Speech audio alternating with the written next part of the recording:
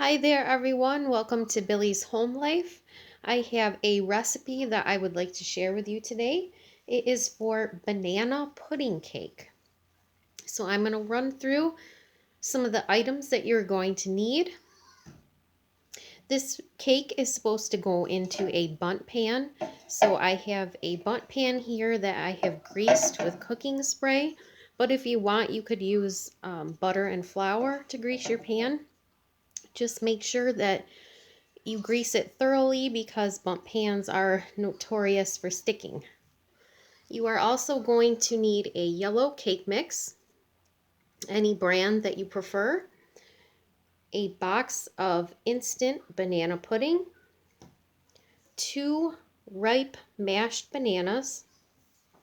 You're going to need 4 beaten eggs, 1 cup of water, and a 1/4 cup of oil.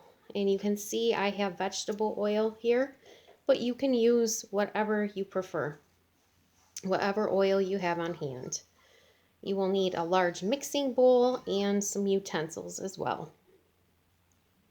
The first step in making this cake is to take the dry cake mix and the dry pudding mix and put them into your mixing bowl. And I'm just going to gently whisk this together just to get rid of the big clumps that you can see in there.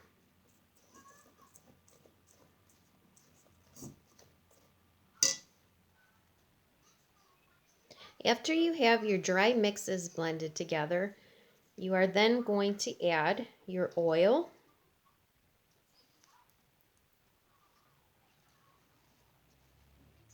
your water,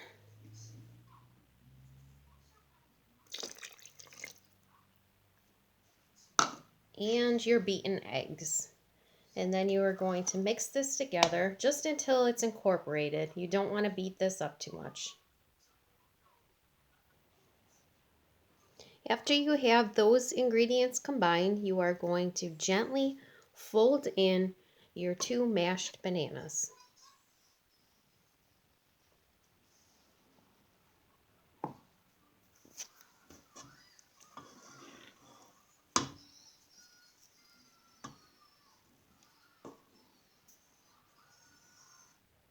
I now have all of my cake batter ingredients mixed together and poured into a greased bundt pan.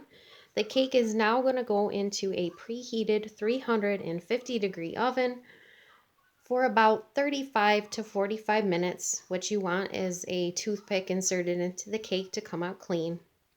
You don't want to overbake this. You want this to be very moist. I'm going to stick my cake into the oven now. My cake is out of the oven. It took 40 minutes. I have it placed onto this cake plate here. And now to finish this cake off, I am going to make a simple icing out of confectioner's sugar, a little splash of vanilla, and a little bit of milk.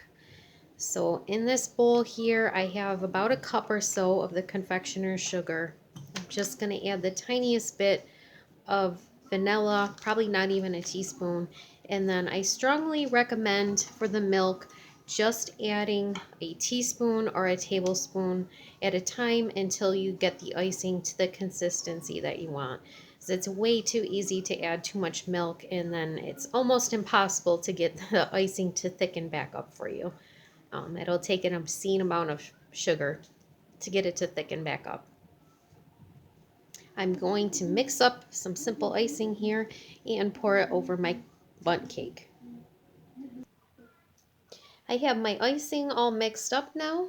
You can make this as thin or as thick as you would like.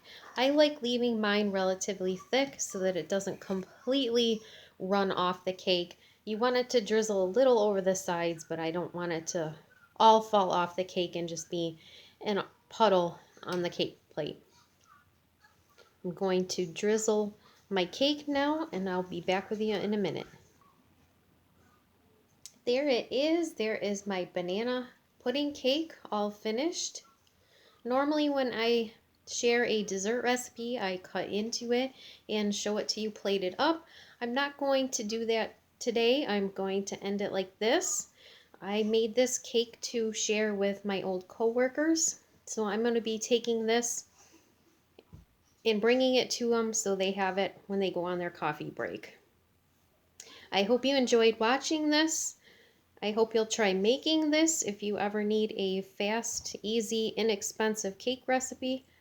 Have a wonderful day, everyone.